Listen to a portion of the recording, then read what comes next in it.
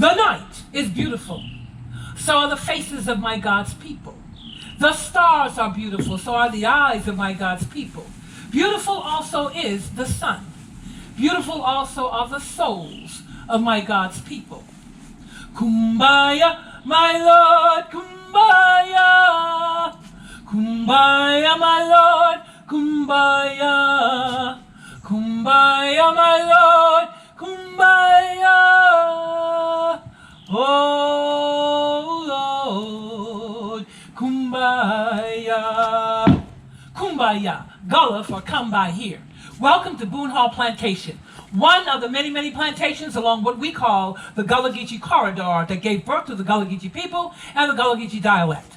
West Africa, Senegambia, Gambia, Sierra Leone, Angola, Liberia, Nigeria, Ghana. They brought them from West Africa to these parts strictly to work the rice plantation. Me no eat no beans, but out the rice. Me no eat no beans, but out the rice. Red rice, brown rice, wimpin rice, okra rice, hoppin' john, rice cake. Me no eat no beans, but out the rice. The West Africans knew how to properly irrigate that ground so that that rice crop could flourish, and they made the masters rich. Oh, yes, they did. Off of that product called Carolina Gold rice. Me no eat no beans without the rice. Gullah, for I don't eat any beans without rice. In the Gullah kitchens of Charleston, South Carolina, and all along the Gullah Geegee corridor, dinner for us is not a complete dinner if rice is not being served. Now you can have your baked potato, mashed potato, macaroni and cheese, spaghetti and meatball, but rice is not on the table. Dinner for the Gullahs is not yet ready. And when you burn and you scorch your rice, you probably throw it away. Well, we don't throw that away, we eat that. We call it a rice cake. And every New Year's Day, we have a special rice dish we Gullahs call hoppin' john. Now, hoppin' john for the Gullahs is actually field peas and rice, not black-eyed peas. Field peas and rice cooked together as a casserole. And we eat this dish every New Year's Day, along with a bowl of collard greens on the side for good luck, blessings, and prosperity for the upcoming new year. Not only did they work the rice plantation, but rice still remains the #1 staple in our Gullah kitchens today. Now, when they brought them to this side of the ocean, they got dropped off. That's right, dropped off. All along what we now call the corridor, the Gullah Geegee corridor, starting way down there in Jacksonville, Florida, coming up to Brunswick and Darien, Georgia, where they got dropped off at Sapelo Island, St. Simon Island, Jekyll Island. When the ship got to Savannah, they brought them through a port of entry we call the Ogeechee River. When they landed in Beaufort, they got dropped off at Port Royal. From there, they ended up on Defusky Island, St. Helena Island, Ladies Island, and what's known today as Hilton Head Island. And when that ship got to this Charleston port, they got dropped off on this side of the river at a place called Sullivan Island, just a few miles from here, where Fort Moultrie and the marker stands today. Now that's where they had to stay to be quarantined, cleaned up, before they put them on the auction block. Well, after emancipation, they're free. Most of the Gullah Geechees that didn't go up north towards New York and Canada, the rest of them ended up settling on all the different sea islands here in Charleston. Johns Island, James Island, Wardmallow Island, Eddystone Island, Young's Island, Seabrook, Kiowa Island, all full of Gullah Geechees at one time, even Sullivan Island. If you travel up 17 north, about a good 45 to 50 miles from here, you get to an area we call Georgetown, South Carolina. Now, Georgetown, too, they were well known for their many rice plantations back in the day, more so than Charleston was at one time. Michelle Obama's great-great-grandpappy, her mother's great-grandfather, was born, lived, and worked that rice plantation in Georgetown, and that plantation was put on the market about 16 years ago. That's her mother's hometown. You travel outside of Georgetown, you get to an area we call Pawleys Island. And between Pawleys Island and Myrtle Beach, there's another little small island we call Sandy Island, S-A-N-D-Y, a little small island, full of Gullah Geechees, but they don't want no bridge built on their island. And all these years, the only way they've been getting around has been by their own means. But about 6 years ago, they made an appeal to the federal government for funds so that they could have purchased a ferry. And about 4 years ago, they were donated a pontoon so that they'd be able to transport their children from off the island to the nearby schools in Georgetown County. You travel outside of Myrtle Beach, you got Little River, South Carolina, Little River, North Carolina, and Wilmington, North Carolina. And we call that entire stretch from Jacksonville, Florida, to Wilmington, North Carolina, and some parts of Virginia, the Gullah Geegee corridor, the port of entry for the West Africans, brought to these parts of the Americas in slavery. Now, I know you've read and heard, or possibly not read and not heard, the stories about what happened to them when they first got to this side, how they got beat, how they got flogged, how they got their limbs cut off when they tried to run away. Oh yeah, all of them things happened, even some worse. But as a people, there was nothing they could do back in the day but keep them stories in their hearts, sing their songs, do their dance, make merry whenever they got a chance. That's how they survived. Now keep in mind, you had a few of them fellas that got treated okay by the master because they worked for him in some special capacity. But for the average slave, all the many different plantations, they did endure harsh and severe mistreatment. But eventually that too had to let up so that they could get the work done that they were brought to this side to do. Now Boone Hall Plantation at one time was just somebody else's piece of land. Major John Boone, an Englishman, coming all the way from Barbados, and bringing along with him from Barbados his own set of slaves. Well, he acquired portions of this property through what we call a land grant, and that was back in 1743. He was also given 468 acres as a wedding gift. After he married General Patey's daughter, Elizabeth Patey, that was gifted to them by the father-in-law. Well, they decided to put the slaves to work in three major crops: cotton, indigo, and rice. We call those three the cash crops. Now, they grew other crops, but those three brought the Boone family in the most amount of money. And out of those three, the bigger of the three during the latter part of the 1700 period was actually the indigo. Now, indigo is a plant brought to the Americans from the West Indies, and this plant produces a blue and purple dye. Well, back in the day, them fellas would have to get up early every morning and collect urine by the bucketfuls. That's right, urine. The urine back then was used in the fermenting process of that indigo dye.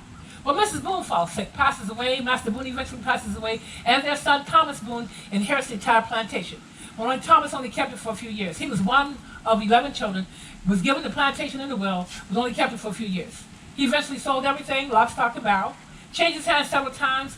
Then, through the early 1800s, the Hallbacks came to Boone Hall. Mr. Hallback was from Germany. Coming to the plantation, he decided he wanted to go into the brick-making business alongside the farming. So he sent for his sons and the two sons and the one brother.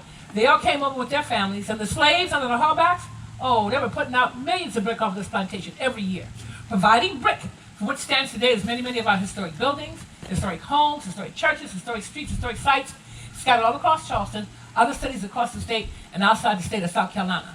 When we talk about original brick made by slave hands, on none of these brick slave cabins, and there were more, all this brick, handmade, pressed by slaves, right here from the plantation. The brick quarry was actually located on the back side of the plantation. The cotton gin house, that's the long building next to the parking lot. All of that is original brick. Now that's where they kept the cotton gin. And the purpose of the cotton gin was to help pull seed out of the cotton. When picking cotton, you had to open up the ball of cotton, pluck out these tiny little dark brown seeds with your fingers and hands. So the slaves picking the seeds, they were not getting that job done fast enough. So the cotton gin was invented because it acts more like a rake, where it pulls more seed out at one time. That building also was a restaurant and a gift shop just a few years ago. But now the entire building is having to undergo major renovation before it can reopen. And the oldest building on this plantation is located on the front yard of what we call the big house. They call the master's house is the big house. When you go through those two big black wrought iron gates, you take a look to the left side of the garden. You will see a circular shaped brick building, short in stature, cone shaped roof, dirt floor, no window, no fireplace. We call that building the smokehouse. Now that's where they kept master's meat fresh, because we had no refrigeration back in the day. We did this thing called smoking the meat, still being done in the Carolinas today, usually during the fall and winter months, anywhere from October to January. Well, back then, this is how the process went. They would kill the wild game: deer, turkey, quail, duck, geese, hog, pig. The fellas would then have to skin it, clean it, gut it out, salt that meat down heavily. They would then hang the heavily salted meat from the ceiling of that smokehouse, start a fire on the ground. This fire would burn night and day, and at times they'd put that fire out, fan that smoke, and that smoke rising up, consuming all that salted meat, we call it smoking, curing that meat, keeping that meat fresh and ready for one time for master and his family needing to eat. Now, when we first get to the plantation, we used to eat the scrap off of master's table. How so? Well, that little piece wasn't my story. That was my great-great-great-grandmother's story, passed down. Her name was Charity Martino. My great-great-great-grandmother came out of a slave family. And at emancipation, they were free. Sure enough free. But sure enough, like so many other slave families, they too didn't have anywhere to go and no means of getting there. So they elected to stay on the plantation and work the farm for their room and board. But she told the family about how they would at one time ring a bell. And at the ringing of that first bell, they would have to go to the trough where they fed the animals, and they would gather their food from the trough, hand them out, hand them out, hand them out, hand them out, stuffing food down their faces really fast. Why? Well, number one, they were hungry. Number two, they never knew whether they were going to get a second chance that day to get back to that trough. So they're trying to stuff as much food in their mouth as possible. And number 3, once they rang the bell for the second time, it meant that that group time when the trough was up, you had to hurry up and move away from the trough so that the next group of slaves can move for their need. Well, as the years progressed, when the grannies would see their children throwing food down their faces like they were starving to death, oh, it would so unnerve them, and they'd get on you and, look here, children, why are you trying to choke that food down so fast? Slow down your eating, child. Ain't nobody ringing no bell now. Now, when masters stopped to let them eat meat, they started eating off the leftover parts of the pig, hog, and the cow. That's why we as a people in my culture, especially these parts, we love to eat all parts of the pig. We cook with all parts of the pig, especially our soup pots. Pig foot, pig tail, pig knuckle, pig ears, hog head cheese. We call that souse meat. The lining of the hog's stomach, we call that tripe. The skin of the pig and hog, we fry it. In the pigs and hogs on grease and oil, and we call it crackling. And yes, our pigs and hogs still do manufacture their own oil. And it's not called Crisco, and it's not called extra virgin. It's called lard, L-A-R-D. Makes a really good seasoned meat. And how low can you go? Well, let's try the hog's intestines. We call them chitlins. Now, years ago, when you put a pot of chitlins on the stove, oh, you couldn't stay in the house because that's just how awful they smell. But it's gotten a lot better with the cleaning. But you will not find any chitlins on a lot of Charleston menus. Maybe 2 restaurants might carry chitlins because of the cleaning process. A good 20-pound case of chitlins can take one person about a good 2 to 3 hours of thorough cleaning in order to render up a good tasting pot. But if you ever sip before a bowl of chitlins and they don't taste good on that first bite, Gullah rule number 1, don't bite no more. That's all I'm going to tell you about the chitlin pot. Very right, don't bite. All right. Now, at one time in this area, there were actually 27 of these brick slave cabins, 3 rows of 9 cabins each. The other 18 have been taken down throughout the years because of the storms and deterioration. But in these 27 brick slave cabins, only selected, trusted slaves were chosen to live in the brick. On the front yard of the master's house, oh, you had to have had a special skill. Working for the master in some special capacity. Boat makers, carpenters, the iron fellows, the blacksmiths, they made the gates and things, butlers, maids, cooks, carriage drivers, seamsters, tailors, gardeners, all them fellows and their specialties, they were the privileged ones to live in a brick. But now if you and your family were just regular field slaves, meaning you worked the cotton, the indigo, the tomatoes, the corn, the cabbage, the rice, then you'd be living in what we call a board house. And your board house was just that, made of board. Half the size of this brick cabin, dirt floor, no window, no fireplace, and your board house would have been located way out in the field, a good distance behind the master's house, and they call them quarters, the slave quarters. That's just how it was in the early years. Not only did they work the brick here, not only did they farm the land, but they also planted pecan trees and harvested pecans. Pecans, your choice. By the early 1900s, this plantation was the #1 retailer of pecans than any other business all over the world. In 1911, there were some 15,000 pecan trees standing on this property in 3 separate pecan groves. And in the month of November of 1911, a mighty big no-name storm came through, taking down some 12 to 13,000 of those pecan trees, dropping the plantation to the bottom when it came to production. Now, of course, the Hallbacks, the family got discouraged seeing all their money in the ground, but they decided to sell the plantation, and they sold it to the lumber company that was helping them clear the land after the storm. That company kept it for a few years. It changed its hands several more times. And the last owner got to the point where he couldn't make the mortgage payment. The Hallbacks found out about it and decided that they would purchase the plantation again for the second time. And they did. Kept it for a few more years, and then they sold it to a Canadian. His name, Thomas Stone. Mr. Thomas Stone was from Quebec, Canada. Canadian diplomat, retired naval officer, newlywed. Well, he and his new bride decided that they wanted to live on a plantation in the South. So they left New York City, traveled as far south as Florida, visiting plantations going down, and on their way back up, stopped in here. And in 1935, Mr. Thomas Stone purchased all of what was then 4,800 acres of plantation for $60,000. Today, you're sitting on 630 of land and 118 of marsh of what's left. And one of the first things that he did, started building the mansion that you see standing today. This house is the 4th house built in a plantation. Mr. Stone tore one home down prior to building this one. One was taken down with a storm in 1911, and the very first home was taken down by fire. Mr. Stone also built the original cotton dock. This dock here is the 2nd cotton dock. It's called the cotton dock because this is where they would bring all the cotton. Anything else that was grown, raised, made, produced in a plantation would have been brought here, packaged, and boated out to Charlestown. Well, in 1989, Hurricane Hugo came through, blew down the original dock built by Mr. Stone. And this dock that you see standing today was rebuilt in 1992 under our present owners. Today, Boone Plantation is owned by a brother and sister team, Mr. Willie H. McCrae and his big sister, Mrs. Elizabeth McCrae Peterson. Their father, Mr. McCrae the Sr., he's now deceased. He was a vegetable trader with the Caribbean islands, and he purchased this plantation in the year of 1955 as a gift to his wife.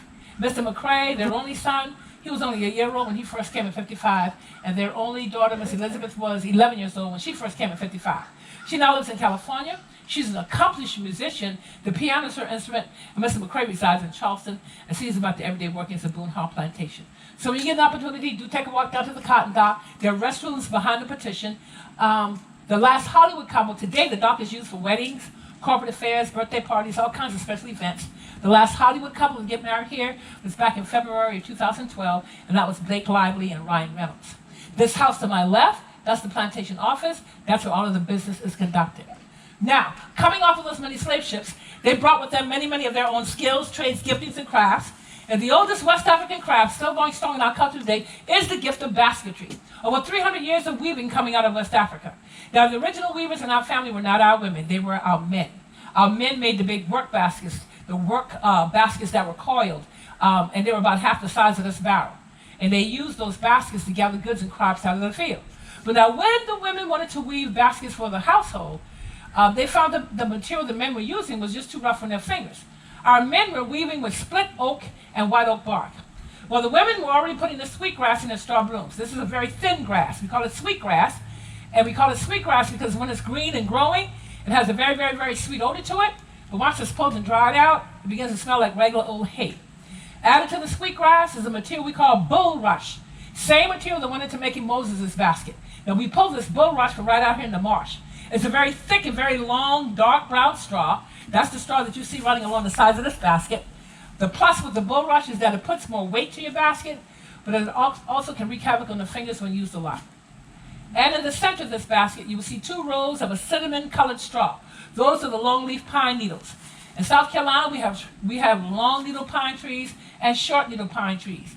And the pine was actually used for color, added for color, and we use the long-needle pine because it goes a lot further. And last but not least, the state tree of South Carolina is our palmetto tree. We take the leaves off the palmetto branches, we split those leaves in half, and we call it maida, palmetto maida. Well, the maida is what you see during the final wrappings of our baskets. Every day at Boone Hall, we have weavers. Today at the other end is Miss Nancy. Many of our weavers are just family members that once worked here years and years ago. Now, when you see the women, men, and children weaving, you will see them using one instrument. And we call it a nail, the old folks call it a nail bone. Why? Because back in the day, they were actually using the rib bone of a pig or a cow. Then they went to the use of a nail. Today, the nail bone is actually the bottom part of a tablespoon, teaspoon, or fork. They weld off the handle and a portion of the handle, flatten the ends of that handle, and they file it until it almost looks like an arrowhead. That one handle, with their left and right hands, is what creates the beautiful baskets you'll see all over Charleston. Out here at Highway 17, the state of South Carolina has deemed the north side of this bridge as the Sweetgrass Basket Weavers Highway.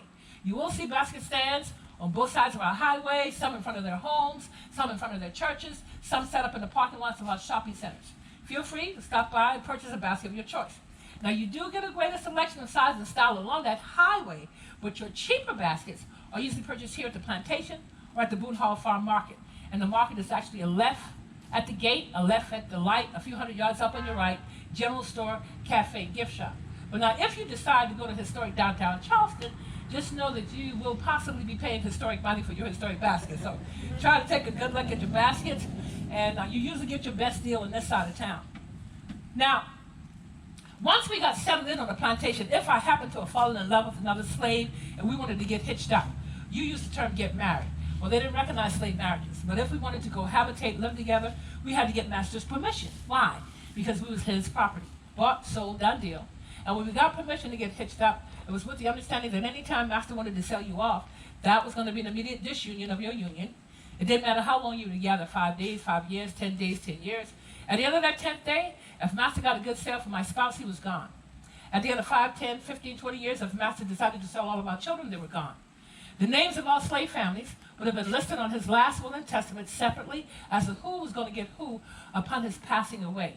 Usually, they were distributed amongst the spouse and children first, and some given to family members, and then others were held back to be sold. So when it came time to doing wedding ceremonies and marriage vows, I was out for the slaves. So we did this ritual we called jumping the broom. Still doing it today.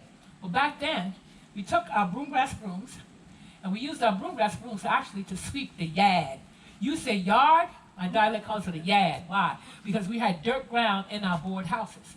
So they take a freshly made broom grass broom, decorate this, place it out in the open, and they jump the broom hand in hand, and that would be their contract if you got hitched up. Well, today in the Gullah culture, if any of our couples decide to do the ritual, they usually just take the regular wood handle broom, decorating this handle in the colors of the wedding, or all white, or they will leave the handle bare, and place flowers and ribbon on the grass. The broom is then placed behind the couple as they stand at the altar. Once they say their vows, they will turn, face the congregation, jumping this broom facing the congregation, or upon their exiting out of the church. Either way, the deal in the Gullah culture is this: whoever lands on the other side of this broom first is considered the boss. That's it. Yeah, Gullah, Gullah, Gullah. Hold on a second. Let me get a sip of water.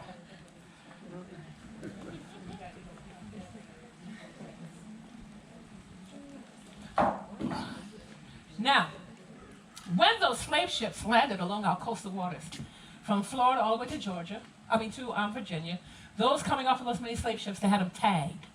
Angola Negroes, Sierra Leone Negroes, Liberia Negroes, and others. Well, that Angolian group ended up in the Carolinas in very, very large numbers, every shipment. Why? Because they were very good at working that rice field. So through the years, it went from Angola Negro to Gullah Negroes. Angola, Gullah, today our dialect says Gullah. You will hear the Gullah term also paired with the Geegee term, Gullah, Geegee, Geegee Gullah. Both of those terms are basically synonymous in that they embrace our ancestry. We are the descendants of those West Africans who were brought to these parts of the Americas strictly to work rice, not cotton. Rice. They called it Carolina gold, but they also ended up working any plantation that needed labor for the cash crop. Be it cattle, tobacco, corn, maize, brick, indigo, whatever was being grown, raised, or made on that plantation became their job. Now when you hear the Geegee term makes reference to our dialect more or less. Those of us who grew up along the Georgia and coastal areas, they call us Geechees. Why? There's a distinct difference between our dialect and our language as opposed to our brothers and sisters who live in the upstate of both of the states. So now, Charleston, South Carolina, has always been known as the Low Country. So when we leave this area and we go anywhere upstate, they say, oh, you sound just like a Low Country Geegee. You're a saltwater Geegee.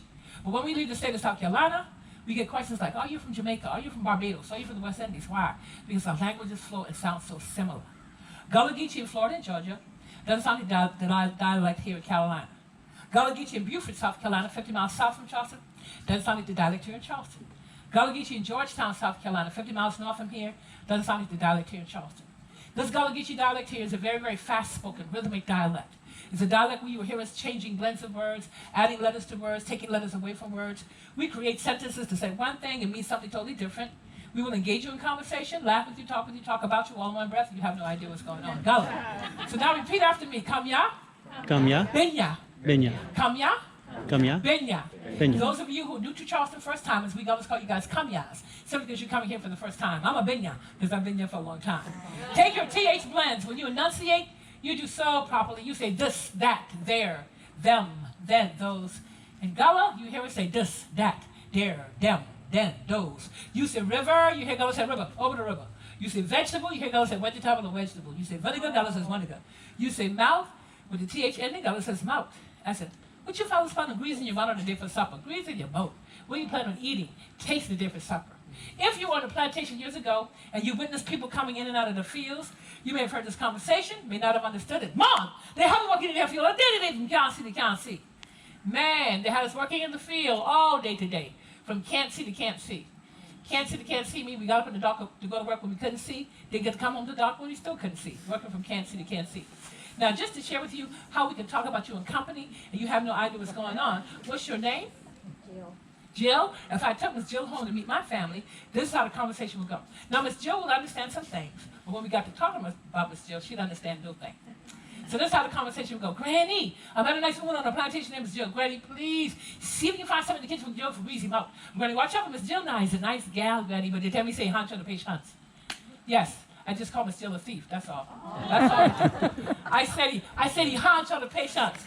Her hand is short of patience. So now, what does that mean? That means she's quick to pick up something that does not belong to her. So what would happen to Miss Jill? Not a thing. Granny would make sure Miss Jill had a belly full of Southern Gullah grub. But while Miss Jill was roaming around the house, everybody's eyes would be on Miss Jill's hands, making sure she wasn't leaving with anything. God bless you, Miss Jill. Thank you so much. Now, waking up first thing in the morning, get ready. ready to go to the hot field, man, you had to put a song on your hat to keep you going all day long. Waking up first thing in the morning, getting ready to go in that hot field, oh man, you had to put a song in your heart to keep you going all day long. Me gonna lay down me burdens, help me out, down by the riverside, down by the riverside, way down, down by the riverside. Why don't you lay down your burdens, lay them down, down by the riverside. Study war no more. Now, when Master heard them fellas singing, he just knew that he was going to get a whole lot of work out of them that day in the field, and he usually did.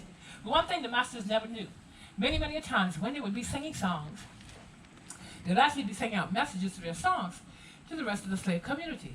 So if you woke up one morning and you haven't hit them holding on to this one song all day long, morning, afternoon, evening time, same song, oh, you better believe that was a message. Wade in the water, wade in the water, children, now wade in the water. Gods are gone to trouble, gods are gone to trouble, gods are gone to trouble the water. Message. There was going to be an escape that night. It was going to happen by near or through the waters. Or you could have heard, swing low, sweet chariot, coming for to carry me home. Swing low, sweet chariot, coming for to carry me home. Home where? To freedom. What was coming that night? The Underground Railroad was going to be pressing through that plantation to pick up anybody who wanted to get off. And if you wanted to go, you had to make sure that you were ready. That was the message. Boone Hall Plantation has been shut down for the filming of 3 movies, North and South, Queen, Alex Haley's sequel to Roots, and The Notebook. If you view any of those 3 movies, you'll see this plantation in living color. Every Memorial Day weekend in Beaufort, South Carolina is our Gullah Festival. 4 days of singing, dancing, storytelling, entertainment, food galore, every Memorial Day weekend. So you can check us out. And Beaufort is actually a 50-mile drive from downtown Charleston. Highway 17 South will take you to the roundabout, and that roundabout will take you straight into the town of Beaufort. If you're still hanging around Charleston, this rest of the few days, right outside this gate is another historical site. It's called the Charles Pinckney site. Charles Pinckney was one of the signers of the Declaration of Independence, and that's his plantation on the other side of the road, and the entrance fee there is free. So if you get an opportunity, do check it out. Now, exiting the plantation, when they left the plantation in emancipation, they left the plantation illiterate.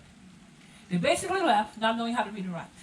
They left not knowing where they were born or when they were born. No record kept and no record given. My grandfather died in 1963 at the age of 58, and he died then, not ever knowing where he was born or where he was born. So he had chosen the 4th of July as his birthday, because he said that's when everybody was having a good time. Smart man. They left the plantation many a times, not knowing where mothers and fathers were, sisters and brothers, grandmothers, grandfathers, no clue where anybody was. Why? Because there were so many times that they were sold away from each other, traded away from each other, and many, many times taken away from your mother at birth and given or sold away, not ever getting to meet your birth mother, birth father, birth family. That was the plight of many of our ancestors at emancipation. So when emancipation came and they began to learn how to read and write, the Bible becomes the center part of the Gullah Geegee household. Now, coming to the plantation, they brought with them their own form of worship. In Africa today, there's a term used, animism. It makes reference to those tribes that worship nature. They worship a creation, not a creator. Basically, that's what they brought with them. They would get on the plantation, steal away, sneak away in the wee hours of the morning. We call it 4-day clean. 4-day clean meant before sunrise.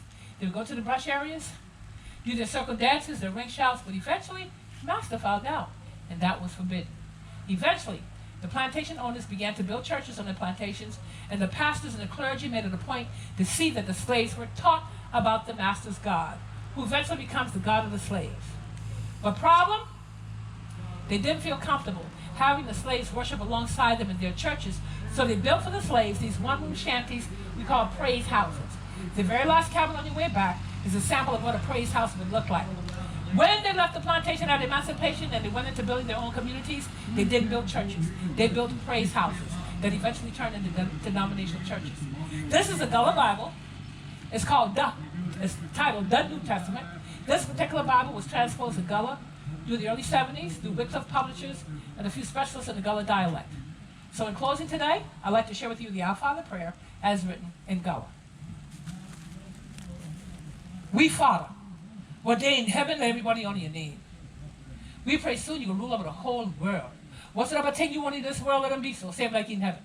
Give the food we need this day, Yah, and every day. And please, Lord, forgive me for the bad thing we do to other people. Same as you forgive them other people for the bad thing they do to we. Amen. Gullah, West Africa, a people, a dialect, birthed out on the plantation. Slavery, that's all right. Slavery, that's all right. Slavery, that's all right. That's all right.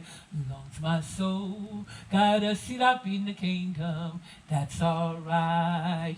Talk about me as much as you please. The more you talk, I'm gonna bend my knees. Longs my soul got a seat up in the kingdom. That's all right. Your story, my story, our story. Your story, my story. Our story.